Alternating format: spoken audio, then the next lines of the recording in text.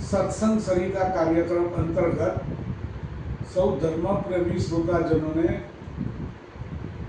રાજેશ શાહ હાર્દિક સ્વાગત કરતા જણાવે છે કે આજે હનુમાન જયંતિના શુભ દિને હું હનુમાનજીના પ્રાગટ્ય વિશે દર્શક મિત્રોને થોડી વિશેષ જાણકારી આપવા જઈ રહ્યો છું। હનુમાન જયંતિની શુભકામનાઓ સવારના પહોરથી સૌ દર્શક પ્રેમી મિત્રો એકબીજાને શુભેચ્છા પાઠવે છે। હનુમાનજીના મંદિરે સારંગપુર મંદિરે વર્ષોથી પૂર્ણિમા ભરે છે, હનુમાન દાદાના દર્શન કરે છે, હનુમાન દાદાને તેલ ચડાવે છે, ઘણી બધી રીતે કળિયુગમાં હનુમાન ચાલીસા ગવાય છે। પરંતુ હનુમાનજી દાદાનું પ્રાગટ્ય કેવી રીતે થયું એ બહુ ઓછા દર્શક મિત્રો જાણતા હોય છે, જે જાણકારી આપવા આજે હું જઈ રહ્યો છું। હવે હનુમાનજીના પ્રાગટ્યને શ્રી રામચંદ્રજી ભગવાનના જન્મ સાથે કનેક્શન છે, સંબંધ છે। આ વાતની જાણકારી બહુ ઓછા દર્શક મિત્રો જાણે છે। હવે હનુમાનજીનું પ્રાગટ્ય કેવી રીતે થયું તો આપણે જાણીએ કે જ્યારે દશરથ રાજા વયોવૃદ્ધ થઈ ગયા હતા ત્યારે વશિષ્ઠ ઋષિને એમને પ્રશ્ન કર્યો કે હે ગુરુદેવ, મારી ઉંમર વધી ગઈ છે, હજી સુધી મને કોઈ પુત્ર સુખ પ્રાપ્ત થયું નથી, તો પુત્ર પ્રાપ્તિ કરવા માટે મારે શું કરવું જોઈએ? મને પુત્રની પ્રાપ્તિ થઈ શકશે? વશિષ્ઠ ઋષિએ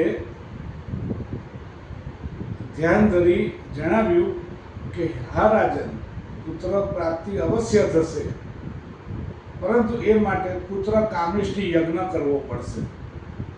હવે પુત્ર કામિષ્ઠી યજ્ઞ કરવા માટે બહુ વિદ્વાન બ્રાહ્મણ જોઈએ। દશરથ રાજાને બહુ ઓછા દર્શક મિત્રોને ખબર છે કે દશરથ રાજાને એક પુત્રી પણ હતી, એ પુત્રીનું નામ શાંતા હતું। શાંતાના લગ્ન શૃંગી ઋષિ સાથે થયેલા, એ બહુ વિદ્વાન હતા। એ શૃંગી ઋષિએ પુત્ર કામિષ્ઠી યજ્ઞ કરાવ્યો। યજ્ઞની સમાપ્તિ બાદ પ્રસાદ જ્યારે લેવાનો આવ્યો ત્યારે વશિષ્ઠ ઋષિની આજ્ઞા પ્રમાણે પ્રથમ પત્ની એ ધર્મપત્ની ગણાય, એ નાતે કૌશલ્યાજીને પ્રસાદ આપવામાં નક્કી કર્યું। એક પત્ની પછીની જેટલી પત્નીઓ રાજાઓને હોય એ બધી ભોગ પત્નીઓ ગણાય, એટલે પ્રસાદ લેવાનો અધિકાર પહેલી પત્નીને મળ્યો। પરંતુ કઈ નારાજ થયા કે હું રૂપાળી છું, સૌંદર્યવાન છું, તો મને કેમ નહીં, અને મારો છેલ્લો નંબર, મારા પ્રસાદ નથી લેવો। ત્યારે વશિષ્ઠ ઋષિએ વિચારણા કરી કે પ્રસાદનો જેટલો પ્રસાદ છે એનો 50% હિસ્સો કૌશલ્યાજીને પાડે જાય, બાકીના 50%ના બે ભાગ થાય, 25% ભાગ સુમિત્રાજીને અને 25% ભાગ કૈકેયીજીને મળે। આમ પ્રસાદની વહેંચણી થઈ, પણ કૈકેયી નારાજ હતી, એ પ્રસાદ લઈને વિચારવા લાગી। કૌશલ્યાજીએ અને સુમિત્રાજીએ પ્રસાદ ગ્રહણ કર્યો અને થોડોક રહ્યો તો પછી કૈકેયી રડવા લાગી, કારણ કે કૈકેયીને અભિમાન હતું, તિરસ્કાર કર્યો, એટલે એક સમડી ઉડતી આવી અને સમડીએ કૈકેયીના હાથના પ્રસાદને લઈ આકાશમાં ઉડી ગઈ અને અંજન પર્વત ઉપર અંજની દેવી શિવજી મહારાજનું ધ્યાન કરી રહ્યા હતા, એમના હાથમાં પ્રસાદ આપીને જતી રહી।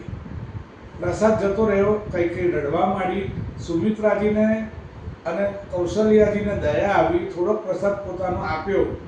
આ રીતે ત્રણેય પ્રસાદ ગ્રહણ કર્યો। અંજની દેવીના હાથમાં પ્રસાદ આવ્યો। અંજની દેવી પરમ શિવ ભક્ત હતા, એ મનમાં તપ કરીને ભગવાન પાસે અર્ચના કરતા હતા કે મને શિવજીના જેવો પુત્ર પ્રાપ્ત થાય। આ બાજુ એમના હાથમાં પ્રસાદ આવ્યો એટલે અંજની માતાને વિચારવા લાગ્યા કે મને મહાદેવજીએ પ્રસાદ મોકલ્યો છે, અને એમને પ્રસાદ ગ્રહણ કર્યો। જે પ્રસાદ કૌશલ્યાજીએ સુમિત્રાજીએ કૈકેયીએ ગ્રહણ કર્યો, એ જ અંજની માતાને પણ ફાળે આવ્યો।